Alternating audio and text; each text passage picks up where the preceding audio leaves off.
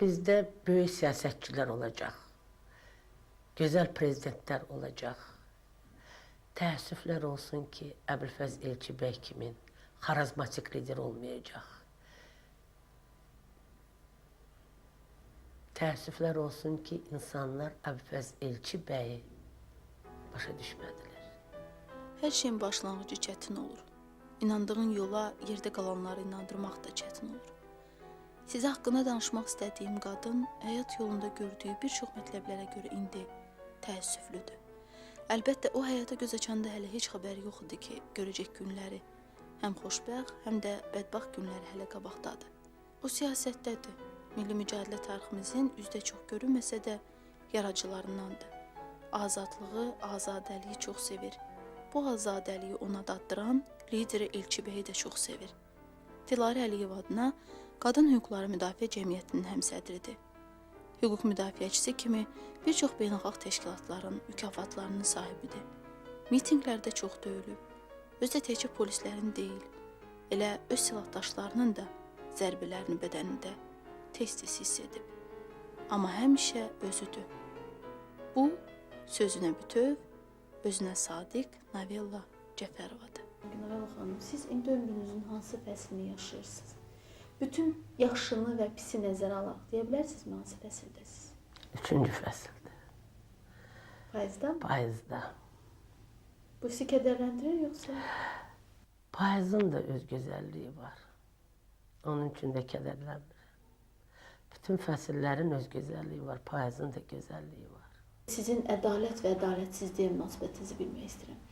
Dünya ilə sizin münasibətinizdə dünyanın və dünyada yaşayan bir insan, Novella Cəfərovanın, cəmiyyət və bu cəmiyyətə üzbəüz dayanan Novella Cəfərovanın problemləri olur bu bir-biri ilə. Kim güzəştə gedibdir? Desəm ki, güzəştə gedən olmayıbdır, inanmazsınız. Gənc yaşımdan atamı itirmişim. 16 yaşım olanda atam vəfat edibdi. Çox cavan ölübdü, 42 yaşında. Allah ölənlər və rəhmət eləsin. Ondan sonra məktəbi qutarıb instituta girmişəm. 5 il institut müddəti gündüz oxuyurdum. Axşamlar xəritə çəkirdim ki, bir növü özüm idarə edeyim. Anamın uşağı çox idi. Yığışıb bir dəri özümüzü saxlayaq. Mesela o vaxt ədalətsizlikləri çox görmüşəm.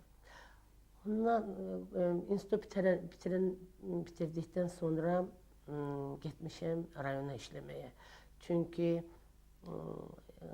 adamım yox idi şəhərdə saxlasınlar. Heyslənmirəm. Çünki rayonda işləməyim mənə çox şey öyrətdi. Yaxşı insanlarla görüşməyə, yaxşı insanlara bel bağlamaq.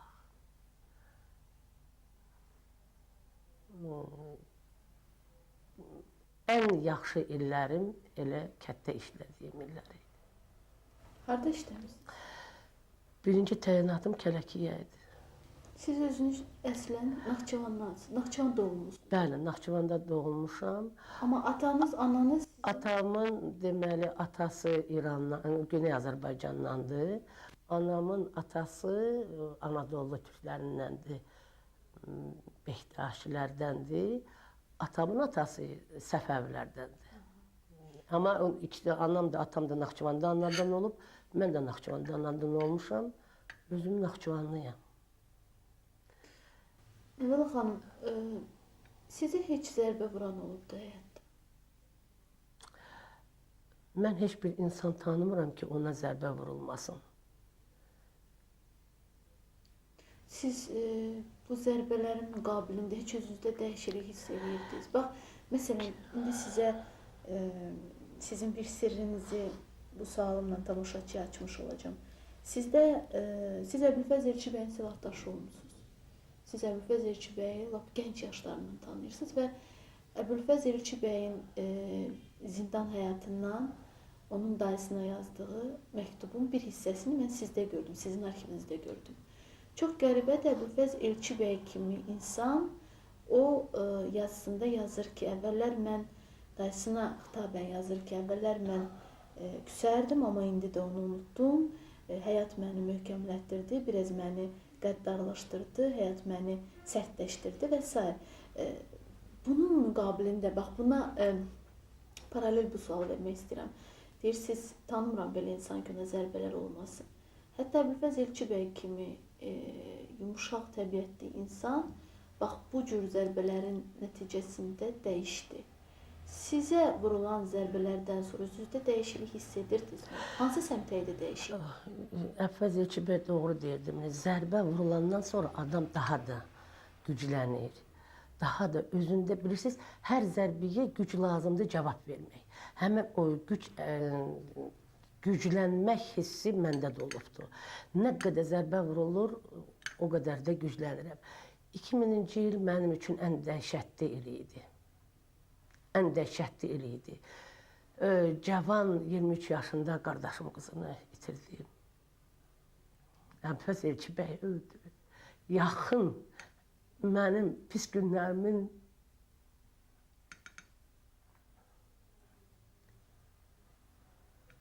mənə dayaq duran bir dostumu itirdim. 3 nəfər birdən zərbə vuruldu.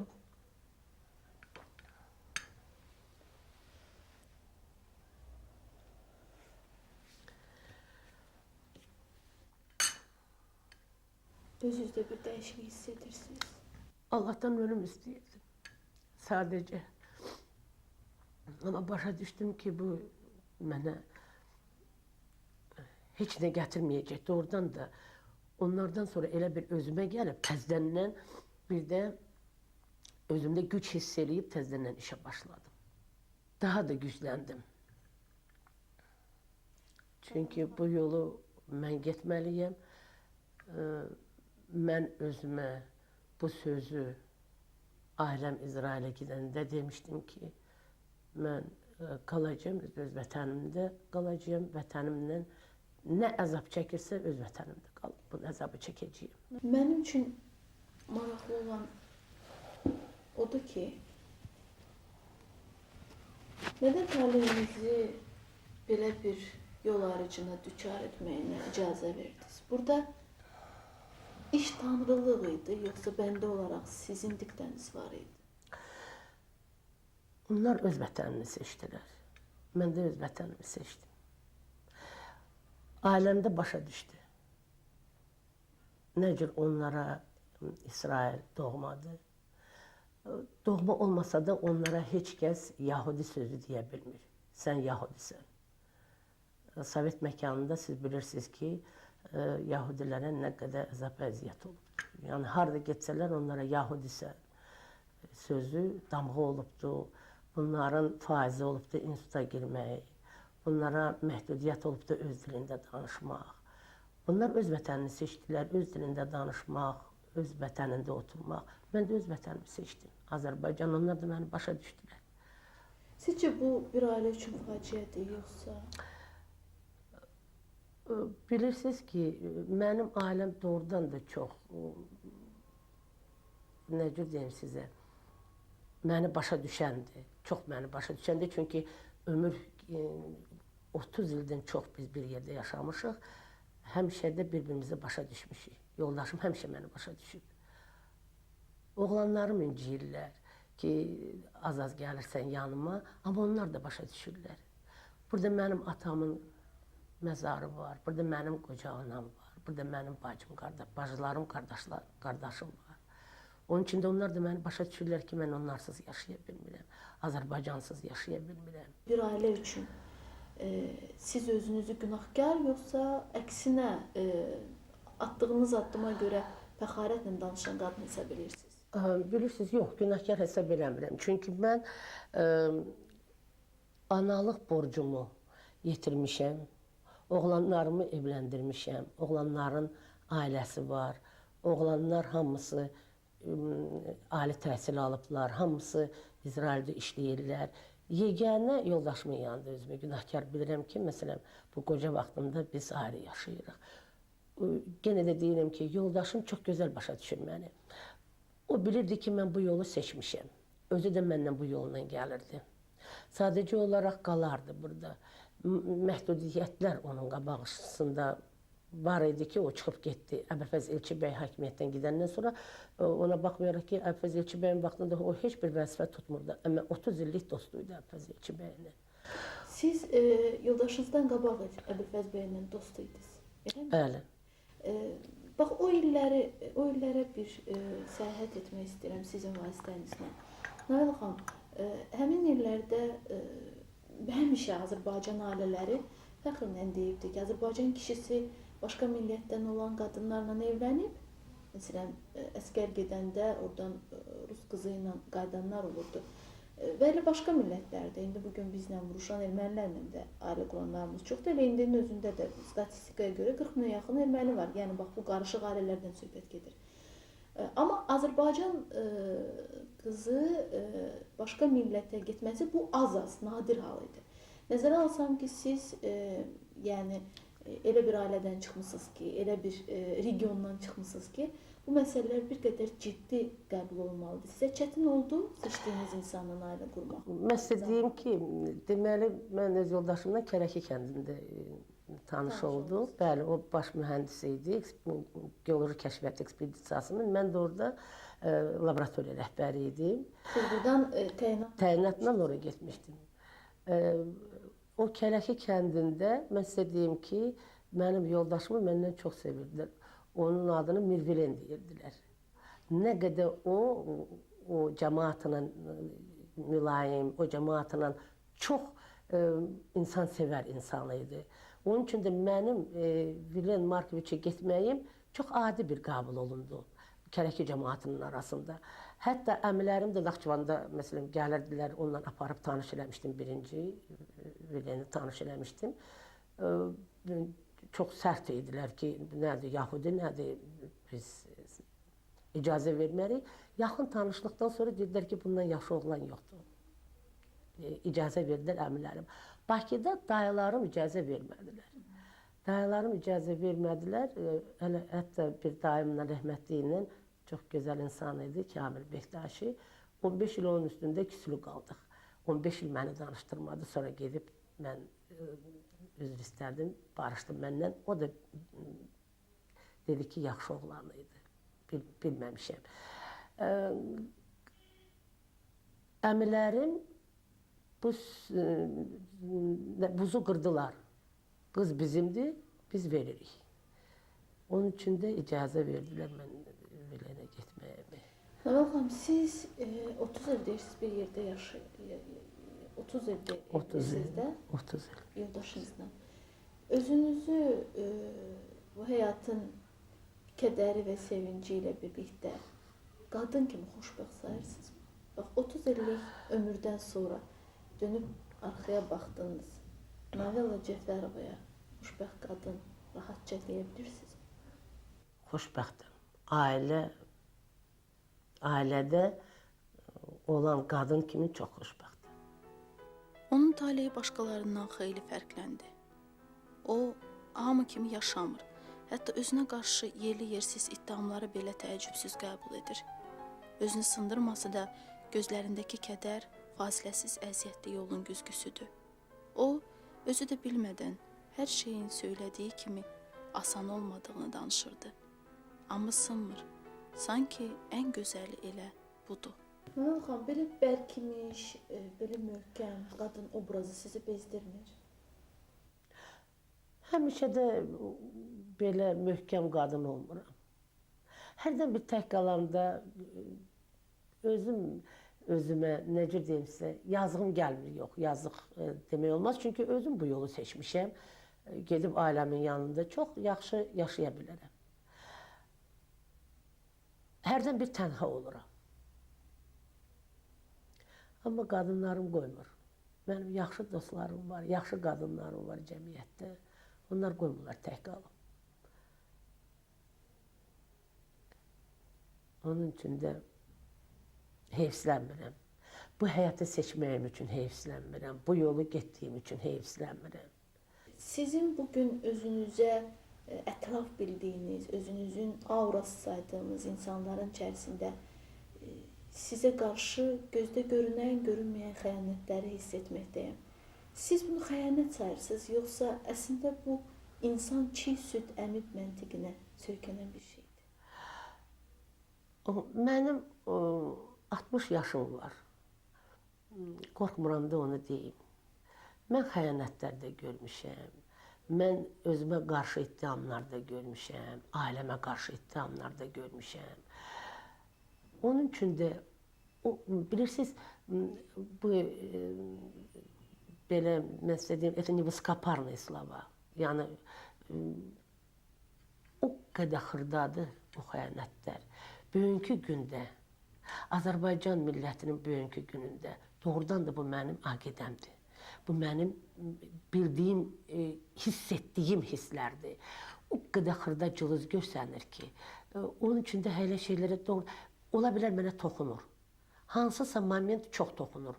Hissiyatıma qapılıram, o, məsələn, bədənimdən keçir, özümə, nə cür deyim sizə, belə bir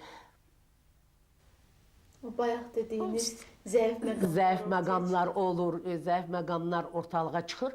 Amma ondan sonra başa düşürəm ki, adam bir balaca, bilirsiniz, mənim gözümün qabağında Əbülfəz Elçibəy olubdu. Nə qədər zərbə alıb. Mən onun 40 illik silahdaşı olmuşam, dostu olmuşam. Onun yanında durduğunuza görə, kişi liderin yanında durduğunu, yəni burada siyasi nöqteyi nəzərdən demirəm. Sırf kişi liderin yanında duran qadın üçün Azərbaycan mühiti, Azərbaycan cəmiyyətində dedikodu obyekti olmaqdan qorxmamısınız ki, heç vaxt? Bilirsiniz nətər, o asılıdır insanın özündən. Dedikodu olmayıbdır. 40 ildə bir dəfəmdə dedikodu olmayıb. Mən Əbülfəz Elçibəyin yanında. O da yox, tüstü çıxmaz. Bu birinci, özü də doğrudan da Əbülfəz Elçibəy mənim ailəmin dostuydu. Mənim yoldaşımla yaxın dostuydu. Mənim özümlə çox yaxın dostuydu. Onun üçün də hamı da bunu bilirdi. Kərəkidən tutmuş, Balakəndə, Bakıda, həmişə bir yerdə olmuşuq. Hətta evlərimiz də yan-yanaydı. Axşam darxanda o bizə düşürdü, biz darxanda onun yanına çıxırdıq. Yox, yoldaşım sizi qısqanıb heç vaxt bu hərəkat illərində. 70-ci ildə. Я вам скажу, что я повод не давала. Такой серьезный повод я не давала, чтобы он məni qısqansın. Естественно, hər kişi kimin mən cavanlıqda çox gözəl olmuşam. Естественно, в смысле, elə vaxtlar olubdu ki, deyib, o kişi sənə niyə baxıb? Özü də gözəl kişi olubdu, ona da qadınlar baxıbdı. Onun üçün də biz bir-birimizə, məsələn, onu bir irad tutmamışıq. Hətta bir dəfə mənə o nətər, yaxın dostlar deyirlər, gəlib dedilər ki, sən bilirsən, sənin kişinin bir dənə rus qızı ilə əlaqəsi var, onu Yerevana aparıb, Kərəkidə olanda. Dedim ki, bilirəm, mənə danışıbdı. Dedi, ola bilməz, bilmirsən. Dedim, deyibdi mənə. Amma yoldaşıma bir söz demədim. Dilənə bir söz demədim. 2 gündən keçəndən sonra həmən yoldaşım deyir ki, deyəsən dünənləri sənə, yoldaşıma qayıtdı ki, deyəsən dünənləri sənə Naviyala yaman sözlər deyibdi ki, nəyin üstündə? Deyib, demişik də sən o qızla, nə bilim nə. Yoldaşı gedəndən sonra yoldaşım qayıtdı ki, deməli, sən məni qısqanmırsan, sən məni sevmirsən. Bundan sonra o mənə bir böyük bir mərəkə düzəltdi ki, niyə sən məni qısqanmırsan, deməli, sən məni sevmirsən. Yaşına asılı olmayaraq insanlar biraz dünyanı artıq görməyə başlayanda, Balzak deyir, baxmaq hələ görmək deyil. Dünyaya baxmaq yox, dünyayı görməyə başlayanda insanlar artıq özlərinə qapanıb, özlərinlə nələrisə müzakirə edir, təhlil edir. Siz ömrünüzün elə çağındasınız və elə hadisələri şahidi olub gəlib 60 yaşına çatmışsınız ki, Allah sizin ömrünüzü uzun eləsin. Təbii ki, özünüzə qapandığınız, özünüzlə müzakirə etdiyiniz və hətta çıxış yolu tapmadığınız məsələlər oldu. Olubmu belə bağlı qapıları açar tapmamısınız? Olub. O bilirsiniz nətər bağlı qapılar olubdu ki, indi də açar tapa bilmirik. Mənim dostlarım həbsxanada yatıblar. Nə qədər güc sərf eləmişəm, nə qədər gecələr yatmamışam ki, onlar həbsxanadan ailələrinə qayıtsınlar, çünki ailələrin əzablarını görmüşəm. Bax, onu... Bir şəkil gördüm, Nəval xanım. Rəhmətlik Tahirin şəkli idi. Bəli. Arxasına yazmışdı ki, mamaya. Niyə sizə bu uşaqların hamısı mamaşa deyir? Yəqin ki, onlara analıq eləmişim bu neçə illərdə. Bu hərəkat başlayandan onlar hamısı mənə mama deyirdilər. Hətta bir dənə deməli epizod oldu. Antalya'daydı. Uşaqların hamısı getmişdi Antalya'ya. Türk toplumuydu. Bunlar hamısı mənə mama deyirdi. Bir dənə Türk qadının yanında yoldaşım məndən soruşdu ki, bunlar sənin evlatlarındırmı? Dedim, bəli, hamısı mənim evlatlarımdır. Neçəsi yaxınlaşıb, nəsə deyir? Hamısı deyirdi, mama bunu nə eləyək, mama bunu nə eləyək. Qayıtdı, bunlar sənin annəsisənmi? Dedim, bəli, annesiyəm. Soruşdu ki, arvadına müraciət elədi. Görürsənmi, 7 oğul yaradıb, sən elə qız. Sonra məndən soruşdu, bunlar heç birisi bir-birinə oxşamır axı. Dedim, hərəsi bir kişidəndir. Onlar deməli, həm uşaqlar güldü, həm dedi, necə olan şeydir bu? Necə olan şeydir? Dedim, belə də mənim də qismətimə belə düşübdür bu. 7 oğuldur, hərəsi də bir kişidəndir. Güldülər, uşaqlar da çox güldülər. Dedilər ki, bildilər, bildilər ki, bunlar mənim uşaqlarım deyil, prosta anne, mama deyirlər ki, yaxınlığından. Həmin o Tahirin ölümü mən ən bəlkə də birinci kədərli günüm Tahirin ölümü idi. Çünki Tahirin ölümünü mən çox pis keçirtdim, çox pis keçirtdim. Qızlar həmişə deyirlər ki, Allah Taala qəbul eləmədi. Tahirin ölümünü çox pis keçirtdim. Gəncə hadisələrində onu öldürmüşdülər. Ondan sonra qardaşımı itirdim. Yəni o qədər Tahirə fironluq elədim ki, mən o qədər ağladım ki, 47 yaşında qardaşım vəfat elədi. Onun da ürəyi partladı. Həmən o hadisələrdən sonra elə bil ki, 93-ün iyun ayında qorxusu da mən idim ki, Navelya nə olacaq.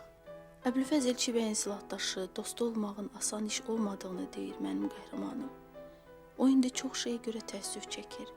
Taleyinin ailəsi varkən ailəsizlik kimi qisməti onu tənhalandırır. Amma deyir ki, yaxşı ki dostlarım var. Onlar həyatımın ağır anlarında mənimlədilər. Bu siyasi mübarizələr onu qəddar, soyuq etməyib, adətən belə olur axı. O sadə və mülayimdir. Maddi sıxıntılar onun vecinə belə gəlmir. Hərçənd ki istəsəydi, ildə 1-2 dəfə yox, elə bir dəfəlik yoldaşının, uşaqlarının yanında qalsaydı, bu yaşında heç işləməyə belə ehtiyac olmazdı. O indi təkcə siyasi fəaliyyət deyil, həm də insan hüquqlarının, xüsusən də qadın hüquqlarının müdafiəçisidir. Onda olan ədalət hissi o qədərdir ki, mənsubiyyətinə baxmayaraq hamı ona məhəbbətlidir. Birinci dəfə bizim tanışlığımız nə cür olub? Ərəbistandan qayıdıb gəlmişdi. Hamı gedirdi onun görüşünə, sonra mən getdim görüşünə. Görüşünə belə söhbət elədik. Bu millətdən danışdı, Azərbaycandan danışdı. Mən bir internasionalist bir qadın idim. Совершенно internasionalne. Для меня все люди были равны. Yəni ki, bilirsiniz, insan olsun. Belə bir tərzdə böyümüş adam idim. Rus məktəbini qurtarmışdım, universitetdə Rus dilində oxumuşdum. Mənim də o vaxtı deməli Moskva dissidentləri ilə, dissident deyəndə şairlərindən Yevtushenko idi, Rojdeственский idi, Bela Axmadulina idi, Fazil İskəndər idi. Bunlar deməli bir vaxt var idi ki, dəmir qapılar qaldırılsın, o pis kapitalizmi biz görək. Pasiv jurnalında bunların şeirləri nəşr olmuşdu. Bizdə hər il Moskvaya gedəndə onların dərslərinə gedirdik. Yəni, Молодежный kafedə bunlar həmişə şeirlərini deyirlər, oraya gedirdik. Kitablarım da, çox kitabım vardı onların qolları ilə. Mən Əlfəz bəyə bunu danışdım. Dedim ki, orada Soljenitsinin məsələn əsərlərini oxumuşam, Saxarım.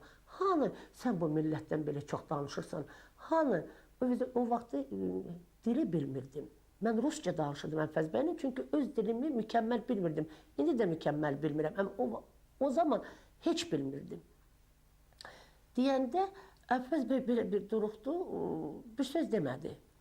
Bir-iki dəfəm də bundan görüşəndə yenə mən həmən Saxarov onda, məsələn, Saxarovun bir dənə dokladı var idi, yazmışdı ki, İranda, o vaxt İran deyildi, Azərbaycanlıların haqları pozulur. 18 milyon Azərbaycanlılar öz dilində danışa bilmir. Bunu Saxarov demişdi. Mən bunu da dedim Əlfəz Elçi bəy, yenə dinmədi. Bir gün, deməli, bunun qardaşı gəldi ki, Əlfəz Elçi bəy qozluqda səni gözləyir. Kərəkidə bir dənə qozluq vardı, cavan qızı idim. Mən də fikirləşdim ki, yəqin xoşuna gəlmişim, cavan, gözəl. Getdik, deməli, özümü hazırlayıram. Əlfəz Elçi bəy mənə məhəbbətdən danışacaq. Mən də ona sərt cavab verəcəm, çünki mənim ailəm məni tapşırmışdı bunun dayısına, Fərrux kişiyə. Fərrux kişi də çox istədiyim insandır, mənim oğlumun kirvəsidir. Böyle çox istədiyim insandır. Deməli, bunu gəldi o qozluğa, oturtdum. Mən də gözləyir 12'nin yarısı. Dedim, niyə evdə yox? Dedi, yox, orada söz deyəcək. Dedim, indi bu. Bilirəm ki, heç nə, kənd yeridir, heç mənə qarşı heç bir təcavüz ola bilməz. Deyirəm ki, gözləyirəm ki, bu mənə indi məhəbbət haqqında söz deyəndə mən buna sərt cavab verəcəyəm. Bu başladı mənə Atatürkdən, Mehmet Əmin Rəsulzadədən 40 dəqiqə o ruslar deyirlər, ya ne vrubilась, bu nə danışır? Bizim demokratik dövlət olub, bizdə Mehmet Əmin Rəsulzadə olub. Bu 69-cu ildir. Bizdə demokratik dövlət olub, bizim belə, bu başladı mənə Atatürkdən danışmağa, Türkiyədən, millətçilikdən. Deyirəm sənə 40 dəqiqə mən başa düşə bilmədim, mən axı ayrı şey gözləyirdim, buna da cavab, yəni, bu mənim o suallarıma cavab verirdi. Deməli, mən bundan soruşanda ki, niyə bunu evdə mənə demədin? Dedi ki, hər bir otaqda bir casus var. Onda Əlfəz Elçi bəy izləyirdilər. Məni Türk millətçisi eləyən Əlfəz Elçi bəy olubdu. Məni öz millətimin dilini sevməyə Əlfəz Elçi bəy olubdu. Mənim qardaşım, xırda qardaşım rus dillidir, Moskvada qutarıbdı. Deyir, bir gün yığışmışdıq, uşaqlarından söhbət eləyirdik. Nəsə danışırdıq az bəndə. Dedi ki, bu Əlfəz Elçi bəy nə eləyib bizə? Nə gəldi, prezident oldu, nə elədi? Deyir, masanın ətrafında oturan uşaqların hamısı Leningradda, Moskvada qutaranıdır. Hamımız Azəri Türkçəsində danışırdıq. Dedim, Əlfəz Elçi bəy bunu eləyibdi. Bax, bizim hamımız öz dilimizdə danışırıq. Bu ən böyük sərvətdir Əlfəz Elçi bəydən sonra. Ən xoş xatirələri Əbülfəz Elçi bəy ilə bağlıdır. Ən kədərli səhifələri də onunla, mərhum Elçi bəy ilə bağlıdır. Lider haqda danışanda elə danışır ki, sanki canlı bir insan haqqında danışır. Mərhum Elçi bəy onu çox sevirdi, ona inanır və güvənirdi. Bu qadın sanki 40 il ərzində onunla yol gedə-gedə dönüb elə ona bənzəyirdi. Fürsət olsa belə yaşayışı çox sadədir. Deyir ki, həyatdakı maddilikdən qaçmağı, mənəvi dəyərlərlə yaşamanı Elçi bəy öyrədib ona. Nəvəl xanım, Əbülfəz Elçi bəy ilə bağlı zamanında çoxlu ittihamlar səslənmişdi. Məsələn, ədaləsinə qarşı mənim yadımdadır ki, onun həyat yoldaşının ortada, yəni Cumhurbaşqanı ledisi kimi ortada olmamasına da müxtəlif söz-söhbətlər var idi. Onun özünə məxsus saqqalı var idi. Hətta saqqalın mövcudluğunun altında güya ki, hansısa müəmmalı, belə deyim də, şramların olduğu ehtimalları var idi. Bütün bunların müqabilində, yəni bütün bunlar mən istəmirəm ki, siz ayrı-ayrılıqda nəyəsə hə olub, yox olmayıb cavab verəsiniz. Gəncədə Əbülfəz bəy ilə bağlı xoşa gəlməz bir hadisənin olduğunu burada dillərə salanlar oldu. Elə Əbülfəz bəyin öz ətrafından bugün, dünən Əbülfəz bəylə olub, bugün ondan olmayanların ağzından çıxan ehtimallarıdır bu. Bütün bunların müqabilində siz onun 40 illik dostu, Nə deyə bilərsiniz? Bayaq çünki özünüz dediniz ki, o da olmayan yerdə üstə çıxmır. Onun üçün Bilirsiniz nədir? Əfəz bəy xarizmatik liderdən başqa insan idi. İnsana məxsus yəqin ki bir çatışmamazlığı ola bilərdi. Onun o qədər böyük, çox böyük işləri var idi ki, o çatışmamazlıq mənim 40 illik dostumun yanında heç nə idi. Saqqalı, onun saqqalının altında heç nə yox idi. Ailəsi gözəl Azərbaycan xanımıdır. Əfəz bəy də heç vaxt istəmirdi ki, ailəsi siyasətə qarışsın. Bəlkə də düz eləyirdi. Gəncədə olan əhvalatı ola bilər ki, olubdu, ola bilər ki, kimisə axtarıbdı. Mən bilirəm kimi axtarırdı o. Deməli, xanım müəllimənin bacısı Tamaranı axtarırdı. Xanım müəllimənin bacısı Tamaranı axtarırdı. Bu, xanım müəllimənin anası ilə tələbəlik vaxtı, tələbəlikdən sonra onu çox istəyərdi. Xanım müəllimənin anasını. mən bilirəm ki, xanım müəllimənin anası, hətta Əbülfəz bəy zindanda yatanda onun yeməklərinə qədər bişirib göndərirdi. Onun üçün də onu görmək istəyərdi. Deməli, hər dəfə xanım müəllimənin anasına gələndə, xanım müəllimənin anasının bir dənə şifaneri var idi. Onun üstünə pul qoyub gedərdi. Həmişə də o arvad bilirdi ki, pul qoyub gedərdi. O arvad da bilirdi ki, ora pul qoyulubdu. Marifə xanım. Deyir, indi mən onu heç dəqiq doğrudan da heç soruşmamışam da heç. Amma bilirdim ki, Tamaranı axtarırdı, getsin həmən o xanım müəllimənin anasını görsün. Çünki bir dəfə mən ora gedəndə, qoca idi, 93-cü ildə soruşdu. Dedi ki, Əbülfəz buralara gəlmir. Dedim, gəlməyib də, amma sənə pul göndəribdi. Cibimdə, çünki xanım müəllimə danışmışdı, götürdüm, qapının üstünə pul qoydum. Hə, sağ olsun, sağ olsun. O deyir ki, bu yaşıma qədər çox xəyanət görmüşəm. Gəncliyi çətinliklə keçən bu xanım siyasi həyatdakı zərbələrini talinin qisməti və bir də böyük yolun kol-kosu sayır. Deyir ki, satqınlığı, xəyanəti yaddan çıxarmıram, amma özüm də pislik etmirəm. Sadəcə bir dəfə edilən xəyanətdən sonra öz ürəyim və yanımda o insana yer saxlamıram. Biz getmişdik Kələkiyə, Əbülfəz Elçibəyin qardaşı Əlmuradına. Bizi yolda tutdular, apardılar Ordubada, bütün bizim çantalarımızı yoxladılar, qaytardılar. Qaytarmaq bir, qaytardılar. Mən idim, Tomu xanım idi, 2 dənə də Əlmurad bəyin dostları idi. Deməli, qaytardılar samalyota, deməli, bizi aparırlar samalyota mindirməyə. Samalyota aparırdılar tüfənginə.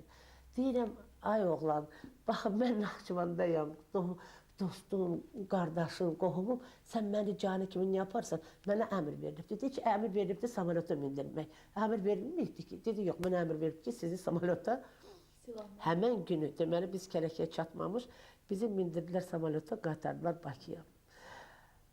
Təyyarədə Tomu xanımla dedim, mən buna dözə bilmərəm. Mən bu gündə qayıtmalıyım. Tomu xanım dedi, mən də. Düşdük təyyarədən. Bakıda. Danışdıq. O birisi Quruzavoy samolyotlar var idi, Naxçıvana gedirdilər.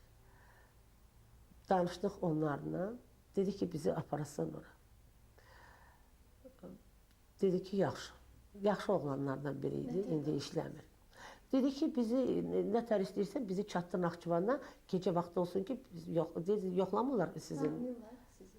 Tanıyırdı, oğlan tanıyırdı bizi. Tanıdığına görə. Tanıdığına görə, естественно. Yox, pul söhbəti yox idi. Elə sadəcə hələ pulsuz getdik. Bizi mindirdilər samalyota. Deməli, növbətçi gəlib, Naxçıvan aeroportunda düşdülər. Növbətçi gəlib samolyotu yoxlayanda bizi, deməli, təyyarədə o löçüklərin yerinə mənlə Tomu xanım 2 bükülüb gizləndik o təyyarə kabinasından.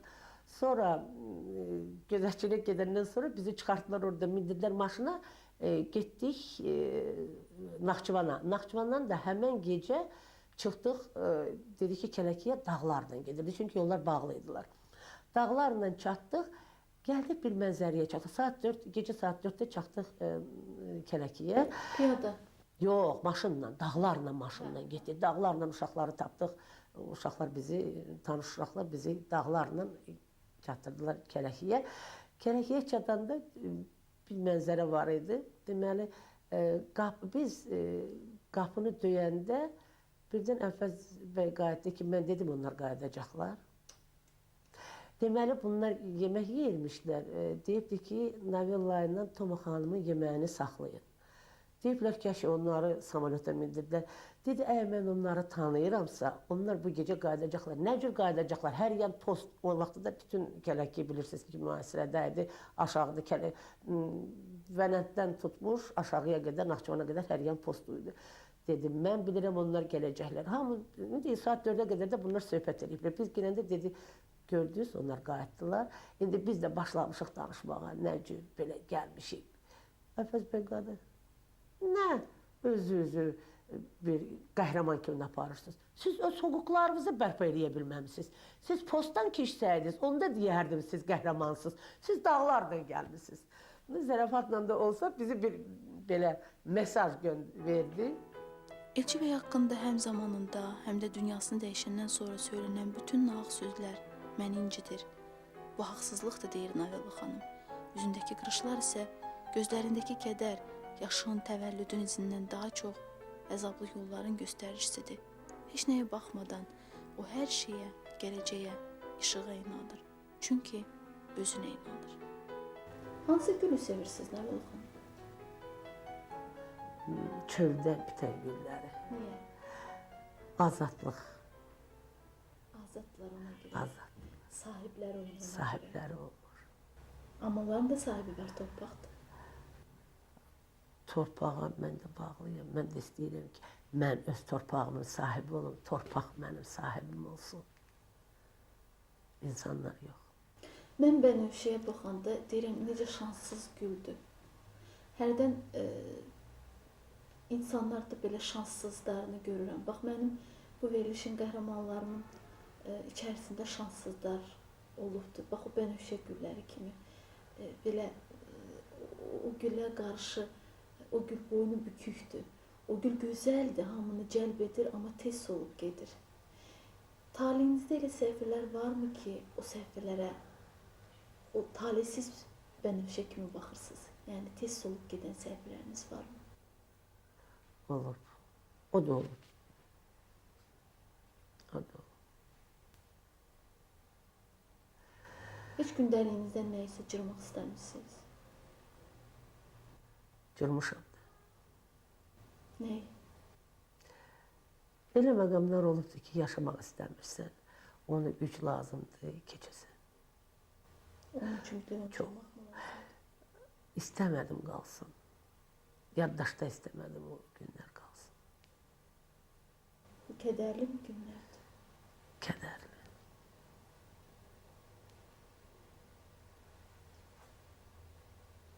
Sizi yaradanla söhbət edirsiniz heç ürəyinizdə? Tanrı ilə. Ən çətin günlərimdə, məndə bir adət vardı. Balkonuma çıxıb öz sözümü deyirəm Tanrıya. Kömək edir. Edir. Tanrımdan razıyam. Hər gün ömrümüzdən gedir. Gündəliyimizdə ömür yolunun bütün sətirləri qalacaq. Görəsən bu sətirlər və ömür yoluna görə hamımızın müzağı olacaq. Əlbəttə ki, yox. Onun qiyməti necə olacaq? Onu biz bilmərik. Onu bilən Tanrıdır. Bir cür var ki, insan əməlləri ilə yadda qalacaq. O ya yadda qalacaq, ya da oradan itəcək. Mənim qəhrəmanım da tarixdə qalacaq. Ən az ona görə ki, yeni düşüncə tariximizin hansısa səhifəsinin müəllifidir. Sizə nə vaxtsa səmimi etdiklərinizə görə çox sağ ol deyiləcək, Navella xanım. Mən indidən deyirəm.